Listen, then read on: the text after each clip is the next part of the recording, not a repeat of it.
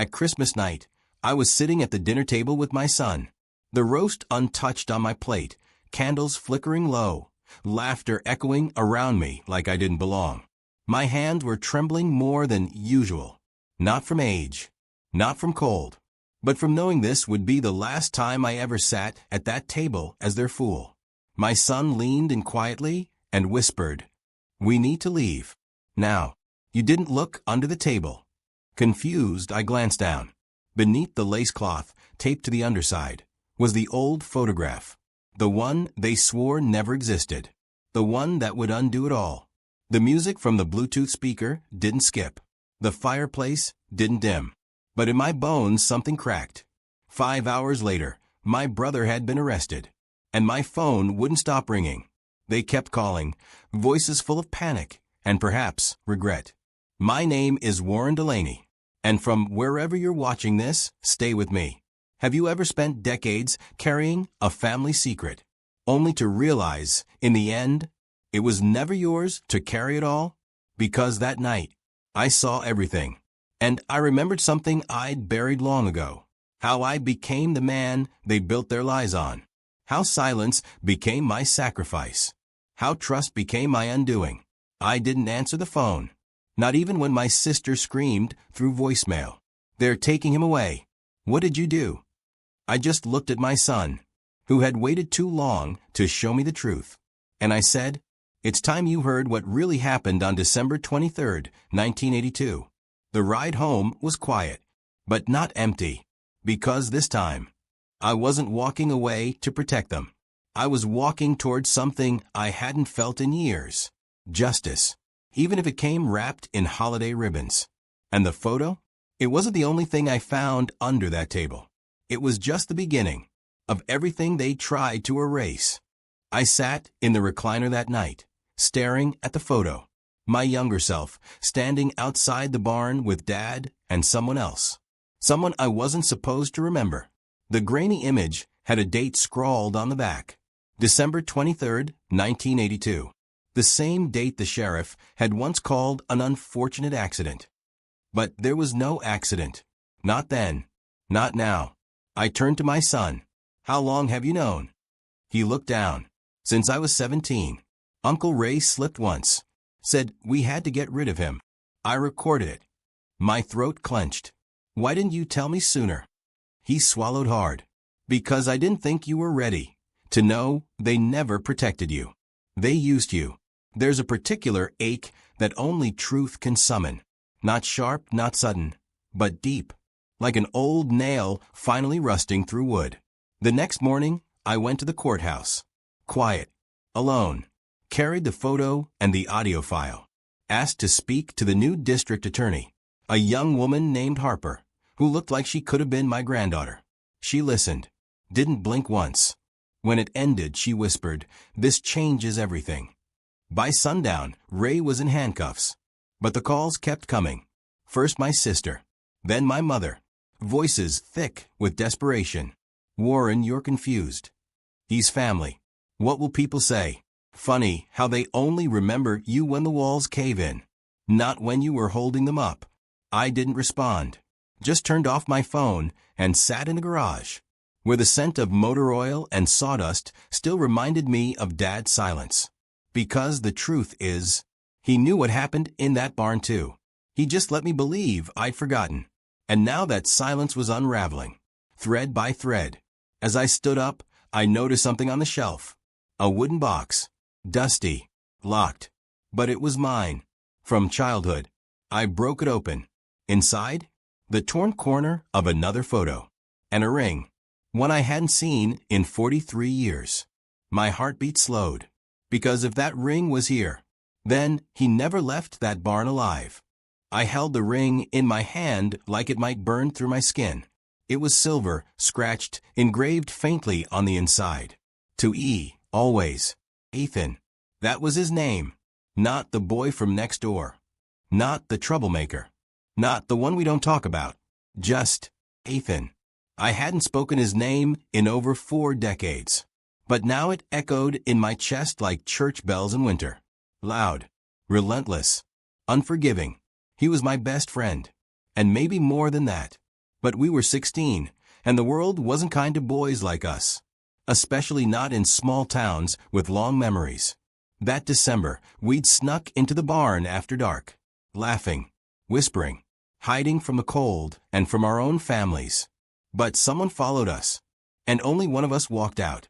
I was the one they dragged home, wet from the snow, dazed, with blood on my collar and no memory of why. They said it was a fight. Said Ethan ran. Said boys do stupid things. But I never saw him again, and I never questioned it. Until now.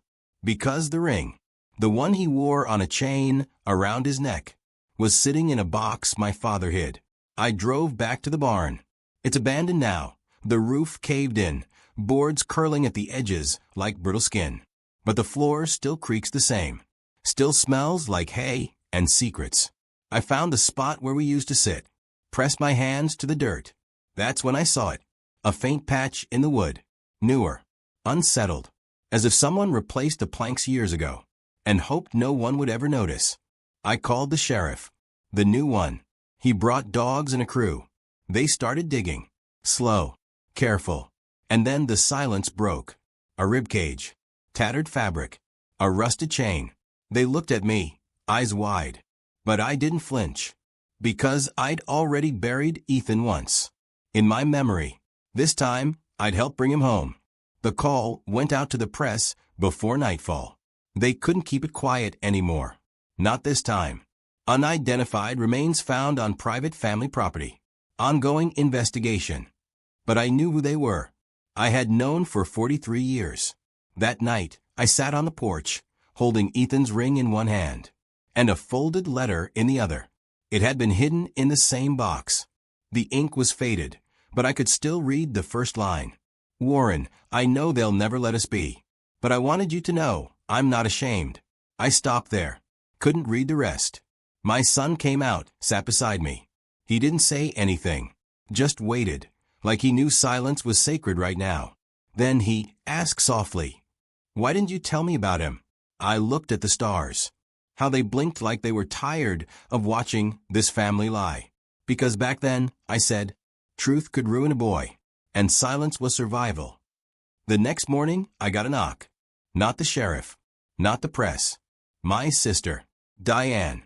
Hair pinned, sunglasses too big, voice too sweet.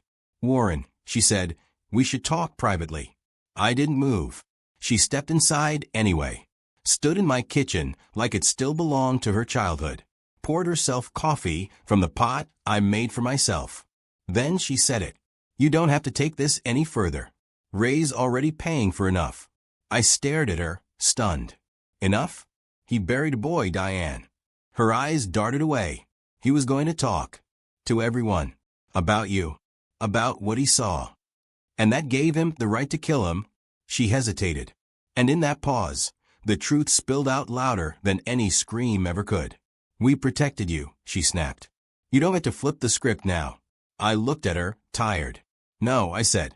You protected yourselves. I stood up, walked to the drawer, and pulled out the second envelope. The one Dad wrote the night after Ethan vanished, confessing everything, and giving Ray orders. Diane's face drained of color. I laid it gently in front of her. Tell the others. I'm not done. I didn't hear from Diane again after that. But the envelope? It did its job. By the end of the week, the entire town knew. The whispers were no longer just rumors. They were front-page truth. Cold case reopened. Family secret surface after 43 years. They called it the tragedy. A mystery finally solved. But no one called it what it really was. Planned silence. That Sunday, I stood alone at the edge of the old churchyard. The same one where they buried Dad under a marble headstone that read, Beloved Patriarch. I stared at that word, patriarch, and let it dissolve. Because he wasn't beloved. He was obeyed. I reached into my coat and took out Ethan's ring. I laid it on the cold stone. You don't get to keep this, I whispered. You never earned it. Behind me, footsteps approached. I didn't turn. It was Sheriff Harper. Soft-spoken. Steady. We've identified the remains. DNA matched Ethan's last surviving cousin. We're releasing the body for burial. I nodded. Thank you. She hesitated. There's more. I turned. She held a yellowed file. Inside, autopsy reports from 1982, with pages mysteriously missing. Initials signed off by someone I hadn't thought of in years. Dr. Calvin Markey, the town doctor. Trusted. Respected. Dead 15 years now. Cover up? I asked. She nodded. We think so. Family pressure. Connections. Your father had a way of bending people. I looked up at the sky. Gray. Empty. He bent me too, I said. But not anymore. Back home, I pulled out a storage box buried beneath coats in the attic. Inside were my old journals. Some torn. Some unopened. All filled with the thoughts I was too afraid to say aloud. I began collecting them. Indexing the entries. And then I called my son. I want to tell the full story, I said. Not for me. For Ethan. He asked, in what way? I said, let's publish it. Every word. Because if they wanted silence, they should have chosen someone else to survive. We didn't go to a publisher. We built a website instead. Simple. Clean. Quiet. Just like Ethan used to be. At the top, The Boy in the Barn, a true story of silence, family, and justice delayed. And underneath, a scanned image of the ring, the letters, the photo, and Dad's confession. Within 48 hours, the story went viral. Local news picked it up. Then national. Then podcasts, journalists, lawyers. People started writing. From towns I'd never heard of. Men my age. Some older. Some younger. They wrote things like, I had an Ethan too. I let them tell me it didn't happen. Thank you for naming what I couldn't. And the comments, they weren't about revenge. They were about release. About finally being heard. But then, the past tried to fight back. An email from Diane. One sentence. You've done enough damage. Stop now before everything collapses. I didn't reply. Because everything had already collapsed. The moment Ethan disappeared. Later that evening, I got a knock on my door. I opened it to find a woman in her 40s, holding a small bouquet. Mr. Delaney? She asked. I nodded. I'm Ethan's niece. His sister's daughter. She died last year, but she always believed he didn't run away. Her voice cracked. She kept his photo by her bed. I felt something rupture inside. Not pain. Just long-awaited understanding. I invited her in. We sat. We talked. I told her everything. The barn. The letter. The silence. The guilt. And when I finished, she touched my hand and said, You were the only one who tried. I shook my head. I didn't try soon enough. She smiled through tears. You tried when it mattered most. Before she left, she handed me a small box. Inside was a photo. Ethan, age 16, grinning on a bike. And behind it a note. If anyone ever finds Warren, tell him I never blamed him. My hands trembled. But not from weakness. From the weight of being forgiven. I didn't sleep that night. Just sat in the den, the old floor heater humming like a lullaby I didn't deserve. Ethan's photo in my lap. That boy on the bike frozen in time. While I grew old carrying the silence he died inside. At dawn, I drove out to the edge of town. Past the broken barn. Past the courthouse. To a patch of land near the river. It used to be wild and forgotten. I'd bought it a month ago. Quietly. In cash. No one asked why. That morning, the first post went in. Fencing. Brick. Flowers.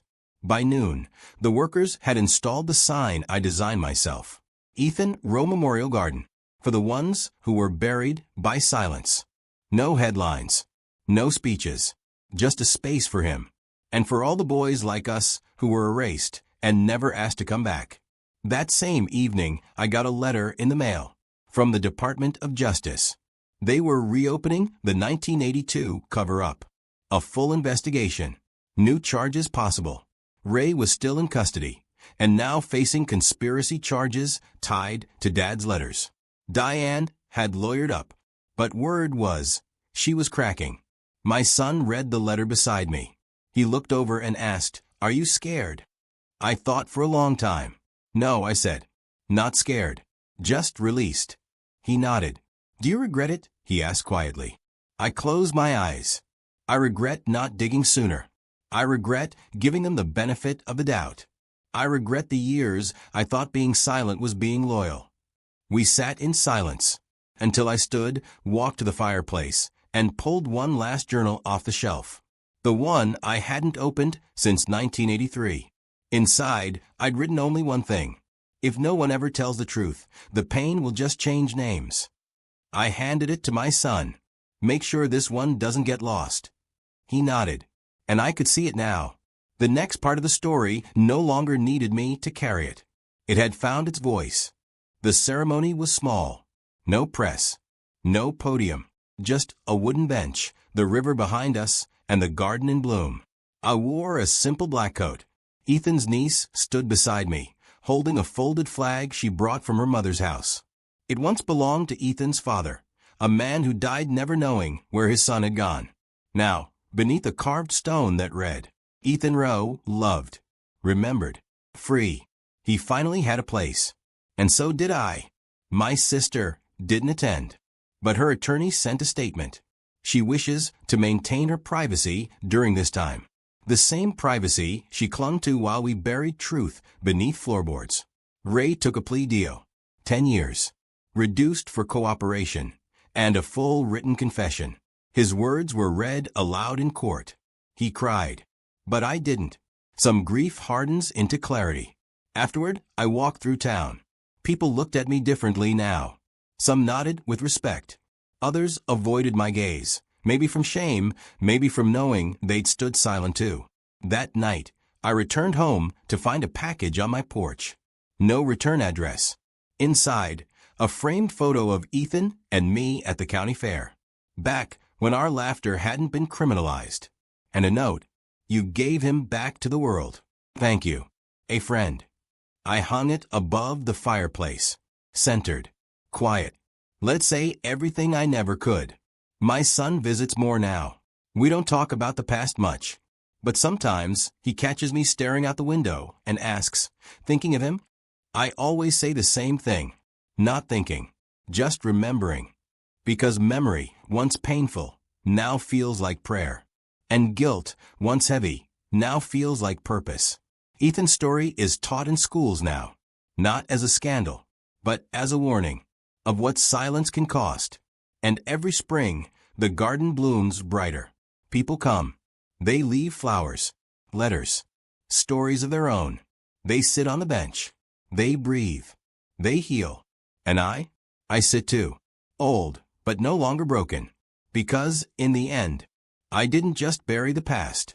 I unearthed something worth living for.